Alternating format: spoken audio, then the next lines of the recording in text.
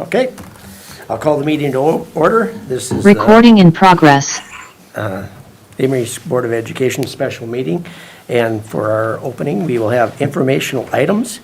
And on that will be Lisa Voisin from Baird Financial. That'll be joining us via the internet and to go over our resolution questions and ballot questions. Okay? Are you there, Lisa? You're up, Lisa. Hi, everyone. Hello? Happy New Year. I hope that you have the 2-page handout in front of you. If you don't, I can share my screen, which I'll do anyway. So I just want to review. You have 2 questions that are going to be going on the ballot, and you're going to be approving that resolution language tonight in terms of what the community will see when they see the ballots in April. Your question number 1 is for 35 million, and question number 2 is the 8.5 million. So we ran a tax impact based on a couple of assumptions. So first, for the impact, we're really looking at the average over time. So the average over the 20 to 21 year period that you'll be paying the debt back is $1.50 on the mill rate, which simply means if you move the decimal over to $150 on a $100,000 home. Divide that by 12, and per month is about $12.50 a month. Double that if you have a $200,000 home. The tax impact that we calculated on the second question is 36 cents on the mill rate. Move the decimal over 2, and that's $36 on a $100,000 home. Double that if you have a $200,000 home. Added together, it's $1.86. So I want to say every time I show this house chart, and I've been doing this for 33 years, and this is like somewhere 240 facility referendums, I always, except for one time when the market crashed, I come in under. So I'm very conservative with my estimates. So I want to say this is going to be worst case scenario. And one of the big things that I'm conservative with is the interest rates. So you may or may not know, but municipal interest rates right now, if you go into the bond market, which is where you'll go to borrow the money, they're in the mid 2% range. We're January now, so it's hard to, we're just getting out into the market for the year. So just based on the last couple of weeks, I think we're going to be, if you sold bonds today, you'd probably be in that 2.5% to maybe 3% range. So I'm conservative using 3.25 to 3.5. So the interest rates I'm using are very conservative. And then the growth in your tax base is relatively conservative as well. So as I'm calculating that mill rate and determining what the tax impact is going to be, I have to look at the value of all the property in the district. And I'm showing a 3% growth, and we've seen much higher growth percentages in the past couple of years. So again, just trying to stay conservative as we calculate the tax impact. So I'll pause there for a second. Any questions on that? The second page that is in your handout is the graph. And you guys may have seen this graph before. I feel like we've used this over the years for the different referendums. And I just want to put into perspective what that tax impact really means, because the district levies a tax for debt, and then they have an operational tax levy. That's why you see different colors in the bars. And just focus on the right-hand side for now. The black is your operating taxes. So that's your salaries and benefits and all your programming and your education pieces. And included in that, technically, as I separated out, but is that operating referendum that the district went for back in 2017, the 1.9 million. That's tan. Then the orange is the new debt. So when you compare it to, and this is total mill rate. So remember, we said the $1.86 was just debt. That's what I showed you on the previous slide, the 2 questions combined. is $1.86. When you put it into, kind of looking back for the district, you can see that we're, 4 years ago, we were likely higher than where we're going to be on a mill rate basis with the new referendum. So I think that helps you see that, 4 years ago, the mill rate was 9.77. I don't really know what the total mill rate is going to be next fall, but if I hold everything relatively constant, you can see that we're right back just under where we were 4 years ago. So it's definitely an impact, but when you look at where you've been, I think you're in good shape. And I think, when they were up in the $11, you also had you had your old debt payment. So all that went away. So that's part of the reason why this impact isn't as much, because you don't have any debt. This would be new debt. So I will pause, see if there's any questions. If there's anything else you want me to discuss, Sean, let me know. I can dive deeper into how to borrow money and all that fun stuff. But I think for now, what you guys need to know for moving forward into these coming 3 months is, what you're going to be putting in all of your informational materials is that tax impact, and it's estimated. Are we still looking at a AAA rating for our size of school? You would not be AAA. That's the highest Yep. rating. There's only, I would say, I think Mequon and maybe Middleton are the 2 districts in the state that have AAA, maybe Wauwatosa. Likely AA. So 1 or 2 notches, probably 2 notches below the highest rating, maybe 3. You have a very strong bond rating. For a district your size, we'll get a good solid rating. We're going to start fresh because you have no debt. So, and we've been working on that, Andrew and I, in terms of what some of the things that need to be in place for that time that we borrow. But I think you'll probably be AA3. Okay, thank you. Questions that folks have for Lisa on tax impact? Can you walk us through the actual resolution questions? And then what the ballot would look like? Can you do that? Sure. Let me pull up the. Well, we have them here too if you need us to put them up. Yeah. Why not, is it pretty easy to put them up? Becky's got it right handy, so yes. I have it right here. So I think it's important for the board to know what the ballot is going to look like. And when we put the informational materials together, we'll have a sample of what it's going to look like.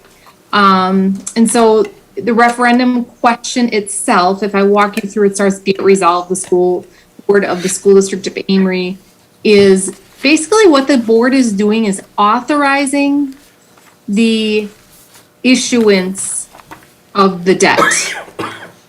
That's what the resolution and the question even says as well. You're general obligation bonds, you're authorizing the bond issue. That's what the board is doing.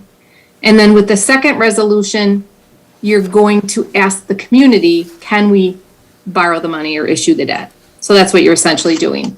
And that's what the state statutes require be stated in the actual ballot question. But what you really care about is the fact when you start talking about not to exceed 35 million. So that means the district cannot borrow more than 35 million for these projects.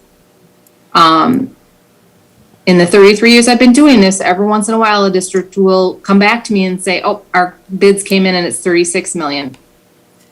You can't borrow another million unless you either go back to referendum or use budget dollars. So it's a hard number and you can't go above that.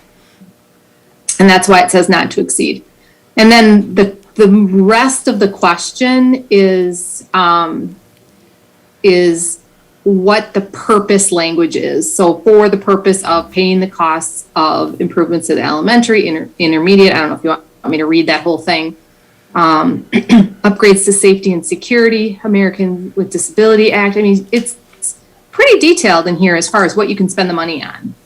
And I will tell you that 3 years later, I'll get a phone call from a district saying, I have $1 million left over, our bids came under, and I pull this exact question out and we read it and we say, do you have any other projects that fit under this umbrella that you can spend the money on? If not, that money gets applied to debt payments or to reduce the tax levy. So again, I think what's important for the board to understand is two things. One is not to exceed the 35 million. The purpose language is detailed enough. You cannot spend it on if you, I don't know, I can't give you, if there, you know, if you wanted to spend some of that money on a pool and it's not written in the question, you can't spend the money on a pool.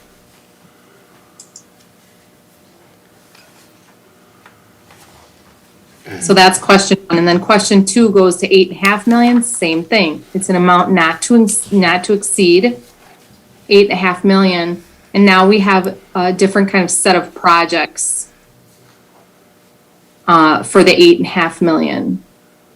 Elementary school renovation, safety and security, upgrading, remodeling elementary, upgrades, improvements, upgrading and renovating classrooms for the early learning and equipment. And we'll have, we've talked about this internally with the administration about having kind of defining each question. So question one is a 35 million, but we're going to have a definition for it, a shorter definition as far as what projects that has, and then the 8.5 million, what projects are under that. But that would be question two. Questions of the resolution, sorry. Questions, anyone?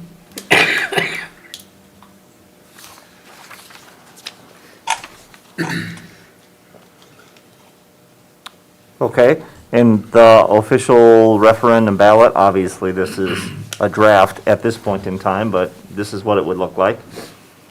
Yeah.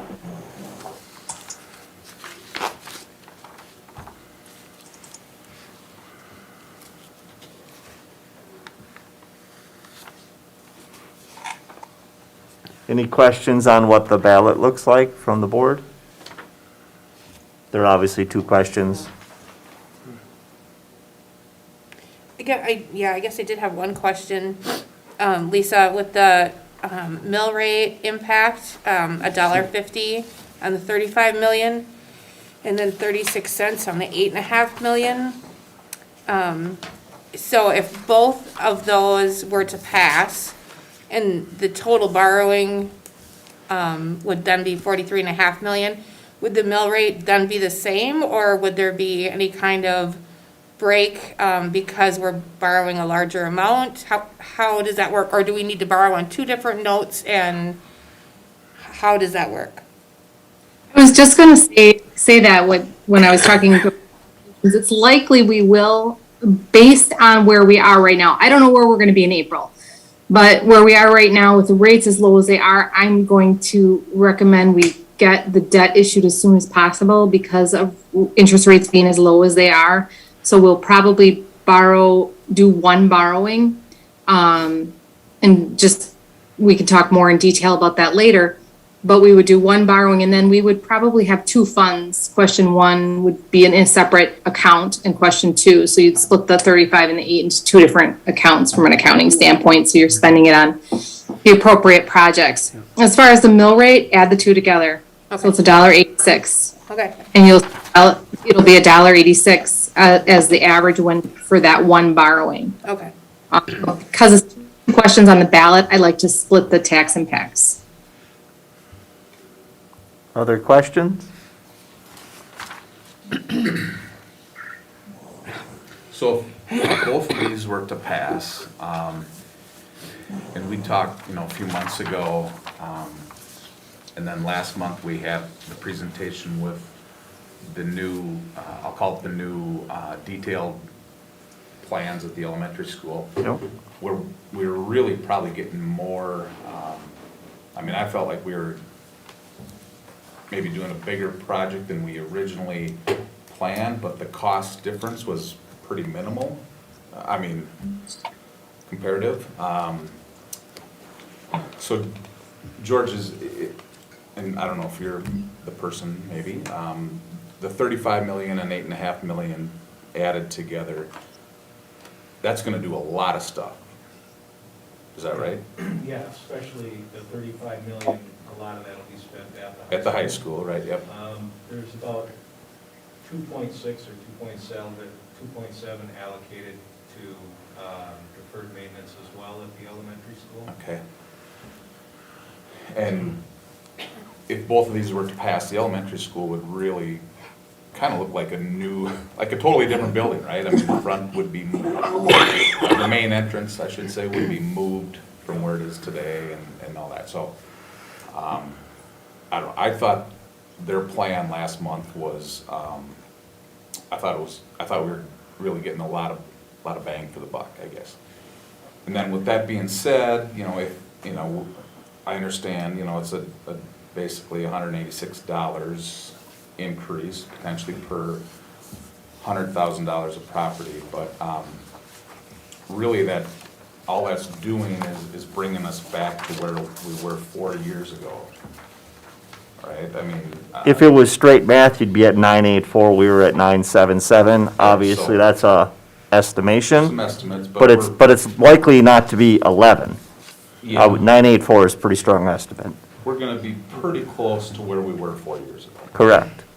So, And really, it sounds like likely to be lower than that if we can get a lower interest rate. Correct. Because this is at a 3.25 to 3.5, and Correct. right, this $1.86 estimate is probably worst case scenario. Well, I think that's what Lisa That's what she said. Yeah, This right, is- so- She's being conservative.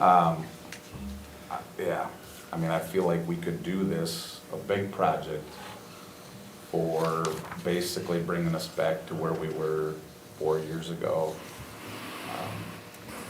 So, I mean, now is a good time to borrow with interest rates the way that they are. right, and so hopefully that makes sense. I mean, it makes sense to me, I hope it makes sense to the community as well, so. And obviously, mill rates change partly due to the equalized value of all the property in the district. That's So part of it. Right. Change moving forward. But you'd always basically have that, whatever it ends up being, you'd have that tacked on, that in the orange, $1.86 or whatever Right. it ends up being based on the percent, And we don't determine the mill rate because we don't determine the equalized value. Right. That's not us. right?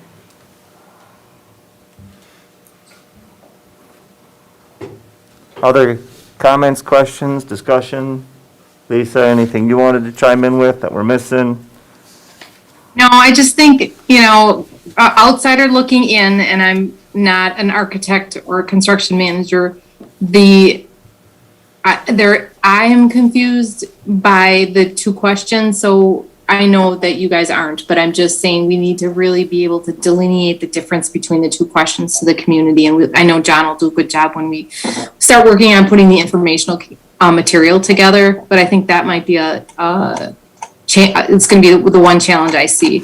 But otherwise, I think it's great. I mean, I think you guys hit the nail on the head with the 4-year look back. So I think we need to keep that as part of our, I would suggest when we put the informational material together, we simplify the chart. I'm going to simplify that bar chart. I made it a little bit more detailed for you guys, but I think when we put it out into the community, maybe we want to simplify it a little bit, and I can do that. But I think it's pretty clear what we're trying, the point we're trying to make about the 4-year look back. Right, and I guess we could clarify, if question 2 does not pass, what does that mean that we're not doing at the elementary school? I mean, I really would like to see that project get done, and so, Yeah, there would still be $2.6 million done over there, but it wouldn't include a lot of the adequacy stuff and the safety and security stuff with moving around to the change in the parking lot, the dynamics of how the kids are picked up. and we wouldn't be able to do the addition No. of adding classroom Yep, space. the addition would be part of the 8.5. Right, so I mean, I think we need to emphasize, that addition that's gonna benefit not only the elementary school, but also the early learning. So, Well, I know, Lisa, we've heard that discussion before a little bit, when you have, in our case, 35 and then an 8.5, your chances, although we were fairly strong in the 8.5, so you're thinking that maybe we should combine the two and have one resolution rather than have the two, because they may go for the one, and then if they don't, It's always, no, I don't think that's necessarily, what you should do. There's always a chance that one will pass and one will fail, or 8.5 will pass and 35 will fail, or vice versa. They both pass, both fail. Number one, what did the survey say? I always go back to that. yeah.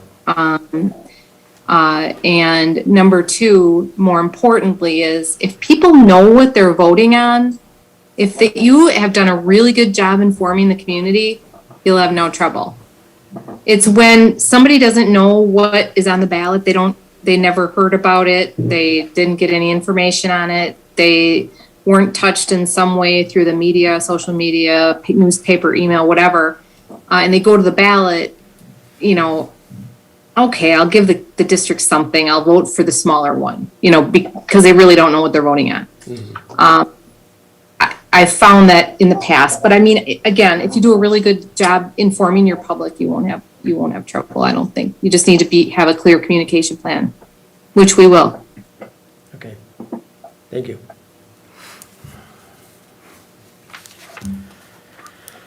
Other discussion? Anybody else?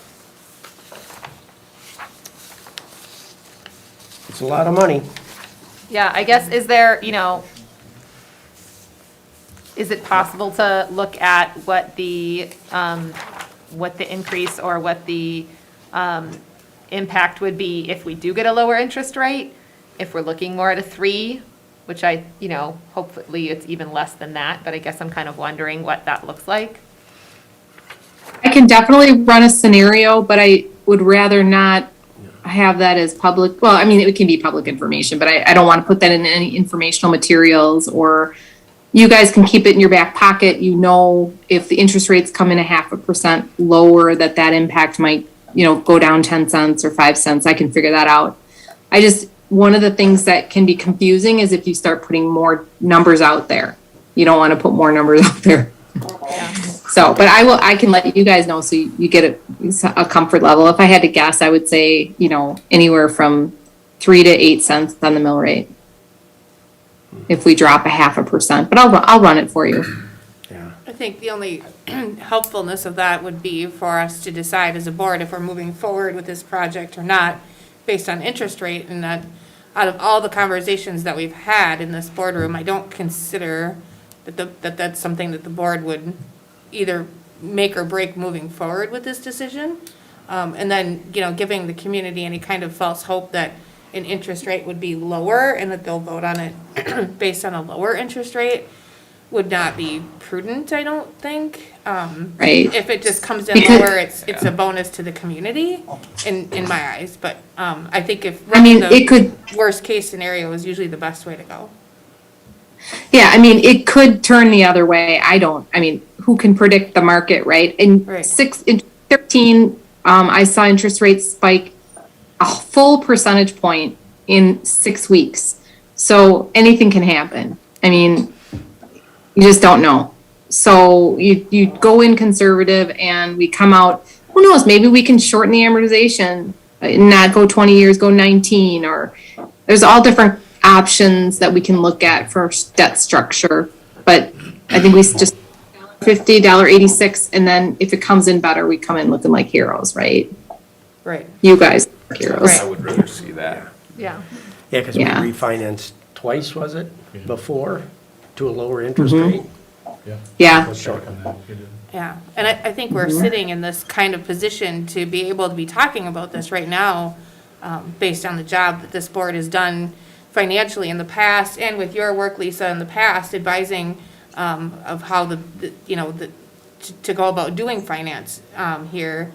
And of course, that's the board's job, it's policy and finance. So I think you've done a great job leading the charge here so far, and with the board members that have longevity here, a lot longer than I've been here, have put us in a really good position to be able to even be talking about this and moving forward with these projects. So it's a big hats Thank off you. to the people in the room and you sit and being an advisor here. Thank you. I appreciate that.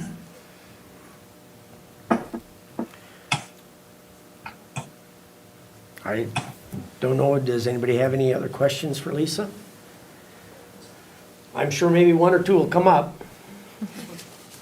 So this No is- problem. So All this the way. isn't an action item, No. that, you'll see this again in 2 weeks, and then it would be an action item. Thanks, Lisa. Yeah, thank you. Okay, Thank you. Thank no you. problem. Recording stopped. With that, we'll go to our action item, which is to review our COVID plan.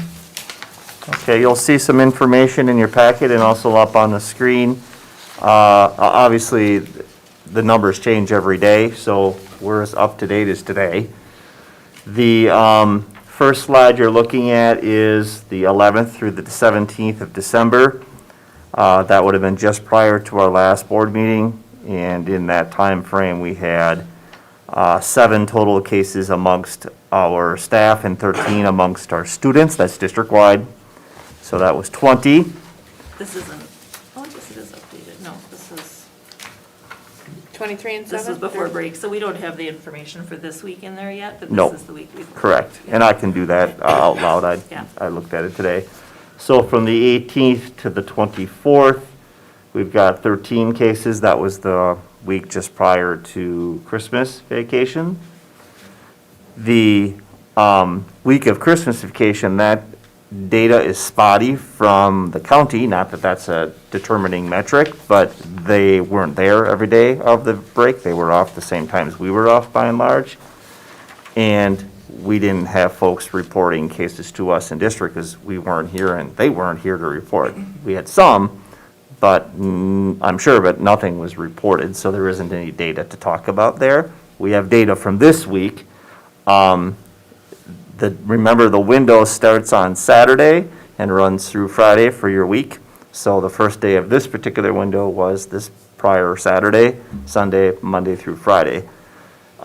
Yesterday, we had 3 reported cases, all students, and today we had 11 cases. Oh, jeez. 1 staff person and 10 kids. 8 of the 10 were high school kids, so we're at 14 cases for this week here today. And again, the window runs through Friday. We had a smattering of cases at the elementary, intermediate, and middle. And again, 1 staff person, which was a classroom person, and then kids at the high school. That's where most of the kid cases were. So, questions about the numbers over those, in essence, the 3-week time frame on COVID cases. Okay? What did you say Sorry? we've had at the high school this week? Or We had, this 3 days? we had a total of 8 kids today, and I think one of the cases yesterday was high school, so it's 8 or 9 of the 14 are high school kids. Okay. The next slide you see is a breakdown just over the course of the year. That gives you by building, including clubhouse, and then an other category. Remember, other is whether that be bus driver or IT or food service or wherever.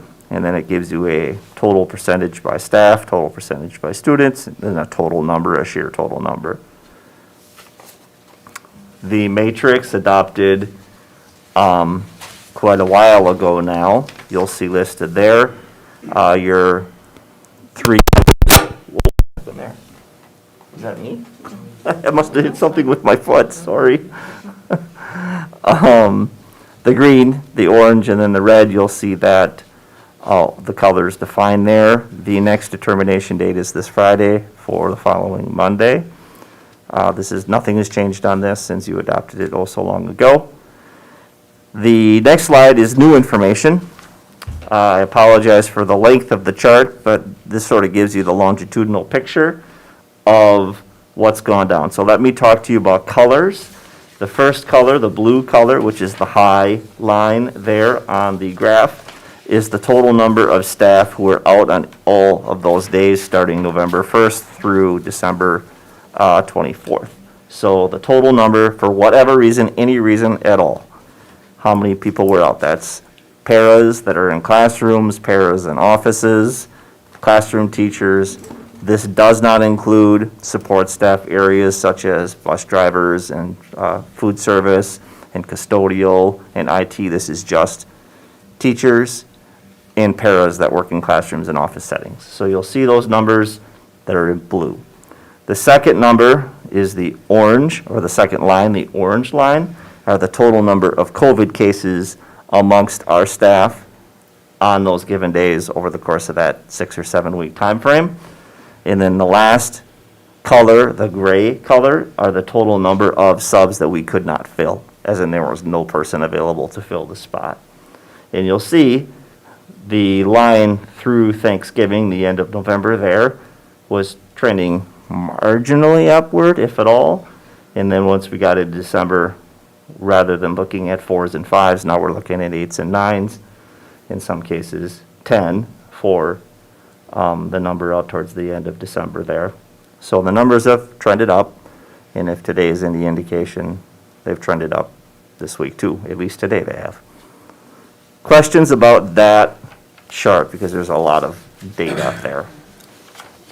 I guess I just wanted to point out that there's a distinct mark difference between the staff out due to COVID versus the number of staff out. But this is number of staff out, not necessarily just meaning like a vacation day or whatever. This is, they could have a sick kid at home, they have sick kids themselves. When you talk about the orange line, talking about staff out due to COVID, those are confirmed positive COVID cases, correct? They are people that are out due to COVID, whether they are positive or they are home because of a positive, their Right. spouse or their child or whatever their situation is. But if nobody got tested or nobody in their home got tested, then they're just up in the blue line. Right. So it just kind of, Confirmed COVID situation that resulted in their absence is what orange line is. okay. Blue line is everybody. Other questions about that? So is it pretty normal to have about 10 people out? I mean, 8, 10, 12 Per on a given day, yep, sure, Okay. absolutely, that's very normal. But- Normal in 2017, normal. okay. So, but when we're hitting 16, 18, That's obviously not as normal. 24, No, 24 is not a normal day. yeah. That's a lot. And what do we look like as far as, geez, I don't know if you're the guy to answer this, but maybe Pam would be more able to answer this, but what do we look like as far as numbers that we know that we can call and they'll come sub? I mean, do we have like 10? We have pretty go-to frequent people that will, if we call them, they're coming. We have less than we ever have. Right. And it's got a lot to do with the fact that folks don't always perceive it to be a safe environment right now. Right. There are folks that are literally in district every single day subbing for somebody. There are literally folks that are doing long-term sub for somebody at any given time. So there is a go-to batch of folks that are the first calls that we make, absolutely. Do we know what that number looks like? Is it 10? My hunch is it'd be about 6 or 8. Okay. And most of them are retired staff or retirees that are not former teachers. Now, you have to remember, there are certain, well, I'll get to this later, I guess I'll steal my own thunder. Some folks will only sub in certain spots. I mean, not everyone wants to sub in the high school, not everyone wants to sub in the elementary school. Some folks will sub everywhere. I mean, it depends on the person.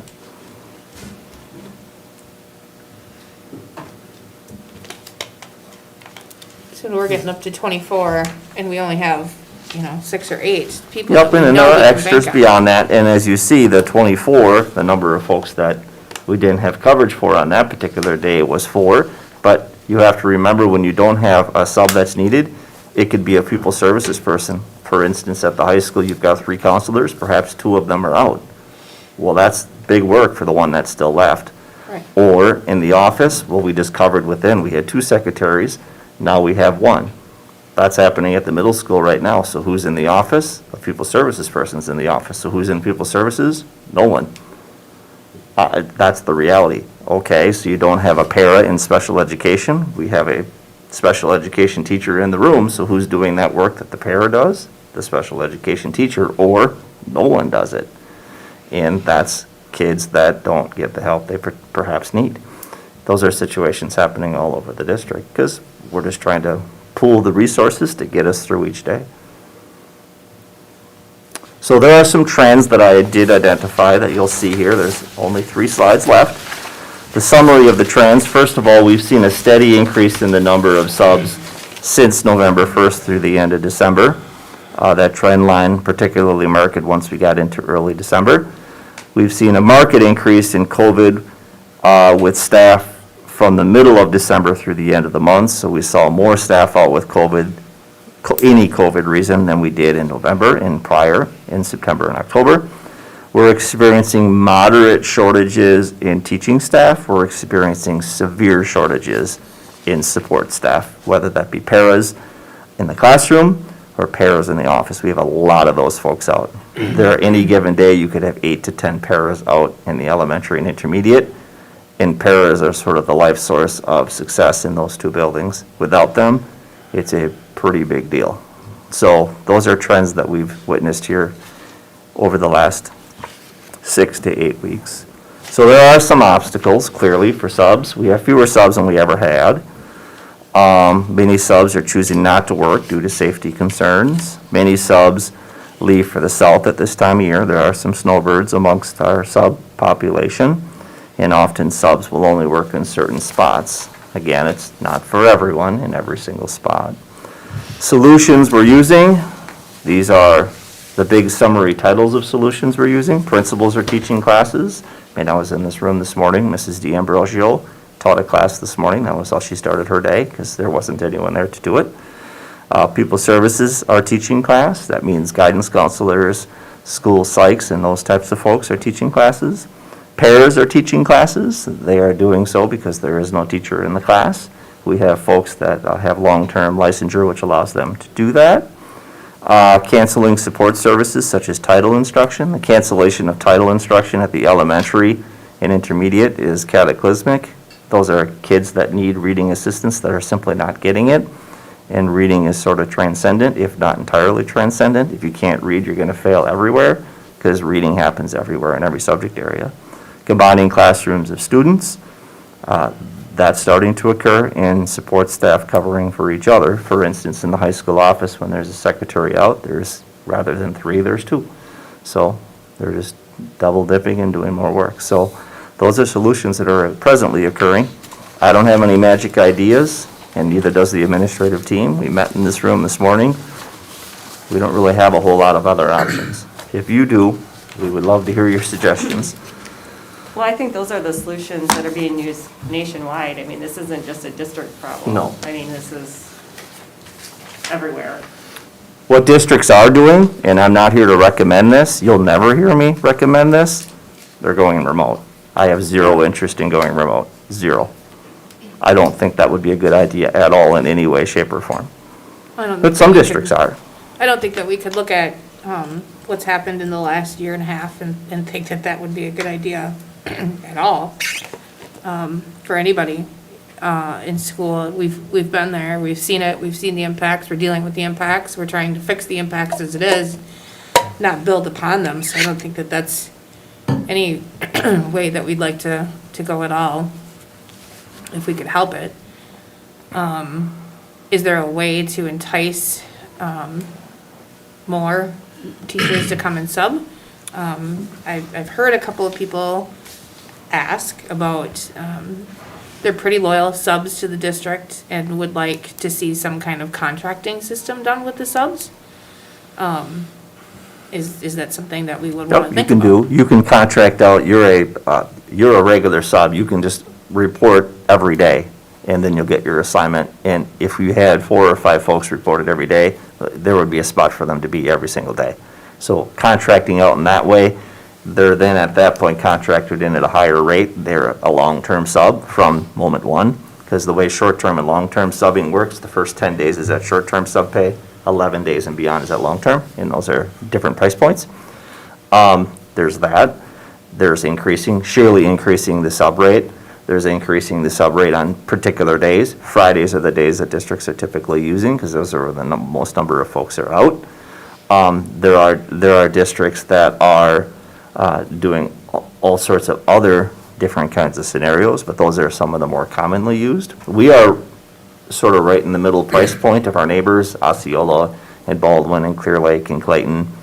In the conference, or in the middle border, everyone's about between 110 and 140. The outliers in our CISA would be River Falls and Hudson, up towards 200, but we're not River Falls and we're not Hudson. And we're not competing with those districts for our subs, we're competing with our neighbors. We've just we upped the pay, then We we did. increased the pay We're at for 125.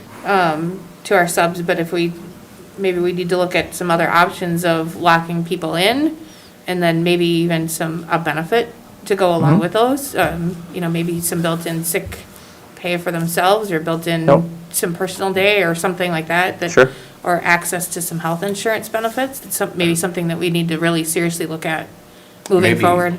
Maybe like an additional bonus. Or you know, bonus, something. Or, for every 10 days' work, you get an extra $100 or something, or whatever that number might be.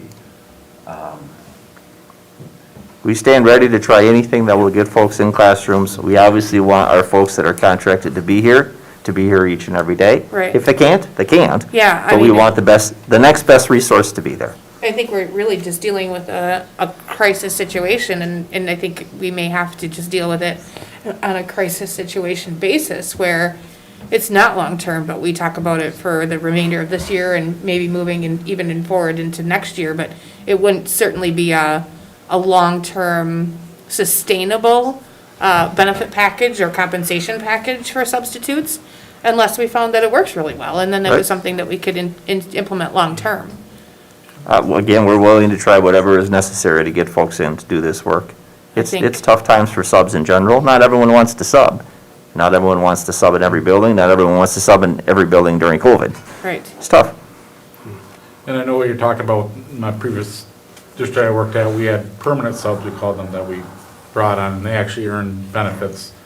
And because we found an average that we always, like here, we have an average, for sure, we're always gonna have a need for 5 subs a day, or something like, that many teachers. So we had 3 permanent subs that were on, they came in every day, and we always had things, if they weren't subs, then maybe one wasn't needed as a sub, there's some other things they could do. So, it kind Right. of was what you're talking about, I think. If we could have a history of maybe in the last, COVID kind of messes things Yeah. up, so you could pick maybe 3 years of the last, a rolling average maybe of what our sub looks like per pay period, or sub days that we do per pay period. Meaning I don't know number- what would be the easiest way to extrapolate this data, I guess, but, Well, we can tell you how many subs are in each day. That's easy. It's just a matter of looking. right, In regards to rate of pay, we know what that is over Right. time. We know what our neighbors are paying for sub rate. CISA did a survey probably a month and a half ago. So we know all the information. We certainly can provide that to you. I think we need to get that maybe on the agenda. Sure. Well, we This could month. put it on the agenda for January. If you wanted to increase your sub rate or add benefits to it, you certainly can. It's just a matter of what those would be. Yeah, I think it's a conversation well worth having. Sure. We'll put it as an action item, so if you wanted to take action right then and there, you could, or you could just table it and not do Correct. anything with it until February or never. Correct. Yeah, I think it would be great to have as an action item on Sure. the January agenda. We can do that. I think we have to do something. Do we have, like, kind of instructions or requirements of, if somebody in the community is interested in becoming a sub? We have put out the call for subs in every category for years. It hasn't increased our pool markedly at all. Okay. We've done signing bonuses, we've done referral bonuses. It has not made any difference whatsoever. We're looking at improving our support staff wages. That wage scale will be on the docket here in March, April, and May, and that will potentially increase the number of folks we have in district, and potentially will create a situation where folks will feel compelled to be here each and every day because of their rate of pay. But that's 3-4 months out and doesn't take effect until July 1. Right.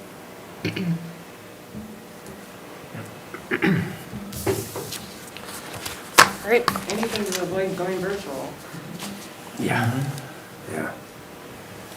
With that, does anyone want to change our matrix or do anything with it at this time?